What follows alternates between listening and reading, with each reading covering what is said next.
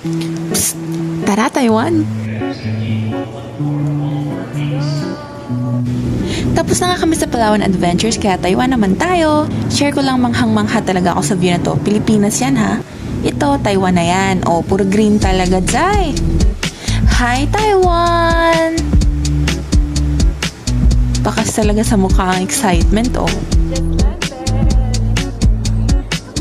Nag-book na kami sa Klook ng token and SIM card, so kinlaim lang namin. Then after no, nagpunta kami ng MRT. Hindi naman masyadong nakakalito kasi madami namang signboards. And ayan! Enjoying the view lang muna tayo para tayo nasa New Zealand.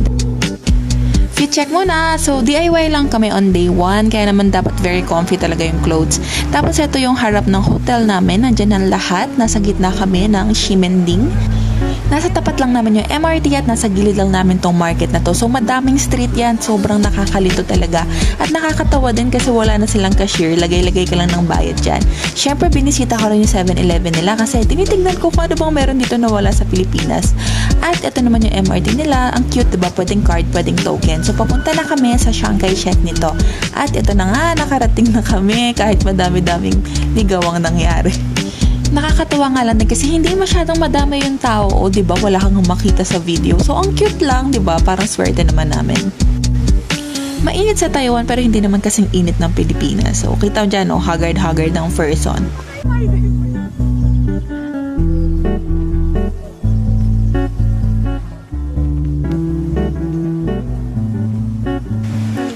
Habang pabalik kami sa MRT, nadaanan namin tong parang park na to. Grabe, sobrang relaxing, ang lakas pa ng hangin. So, hindi na kami nagtagal dito kasi pupunta pa kami ng Taipei 101. So, tamang aura lang muna kami sa mga nadadaanan namin. Ang MRT nila, aircon ng buong area. Teka lang ha, na-culture shock yata ako dito. Sobrang daming PDA dito, promise. So, eto, nakarating na kami ng Taipei 101. Grabe, ang sakit sa leeg. Tignan yan, promise. Pumasok kami sa loob ng Taipei 101 at yan na nga, super daming kainan. Ayan, yung hihintaan namin. Dito kami. Pupunta kami dito. Saan ba? Dito. 20 ang pamasahe. 20. Tapos dalawang tao. Ang bill namin ay 40. Bubayad kayo ng 100. Meron siyang sukle. Ayan yung token. At ito yung sukle. Ano na yung sukle? Ito pa. After nyan, ayan, nag-head back na kami sa hotel para mag-night market. So, nagpalit lang ako ng damit, yung super comfy para madaling mag-shopping. Tapos, pinilahan namin tong milk donuts kasi super sarap daw nyan. Tingnan nyo naman! Worth it naman yung pila, Jai, kasi nung natikman ko, ang sarap talaga nito. Bala ko nga sanang mag-uwi kaso wala, nakain ko rin. Thank you. Ano lasa?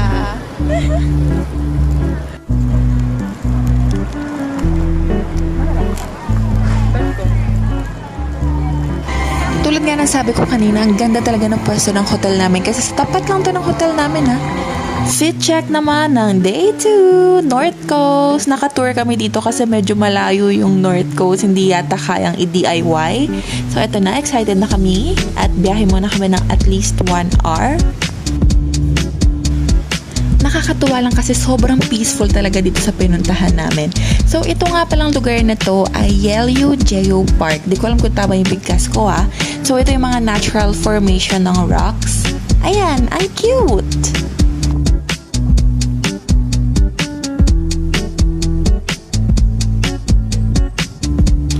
After niya, nag-lunch muna kami. Tapos, dinala naman kami itong tour guide kung saan-saan. I mean, ang dami namin nadaanan eh. Ang dami din naming stopover. So, aura-aura lang kami. Kung saan kami ihinto, go, push.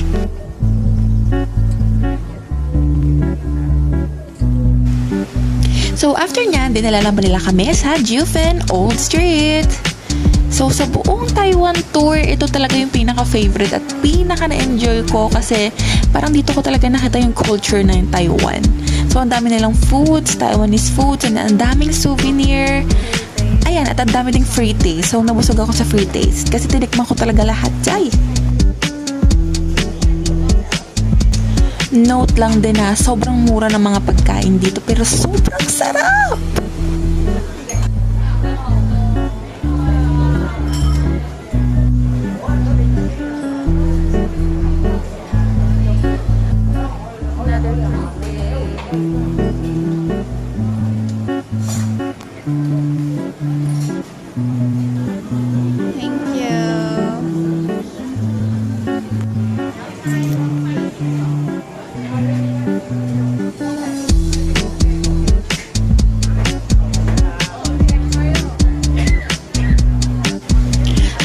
Grabe tong store na to.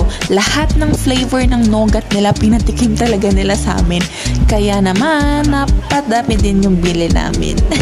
Pero sulit naman kasi sobrang sarap talaga ng nougat. Ang dulo nga pala ng street na yon ay itong view na to.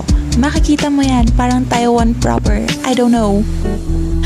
After ay nagpunta naman kami dito sa Jufen Lantern. Yes, oo. So, maglalagay ka lang ng wish mo and then papaliparin mo yung lantern.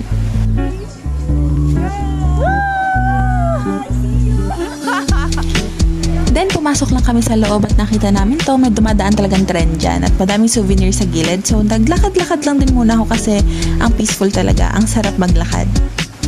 After naman yan, maglalakad-lakad muna kami para marating namin yung falls ng Jufen.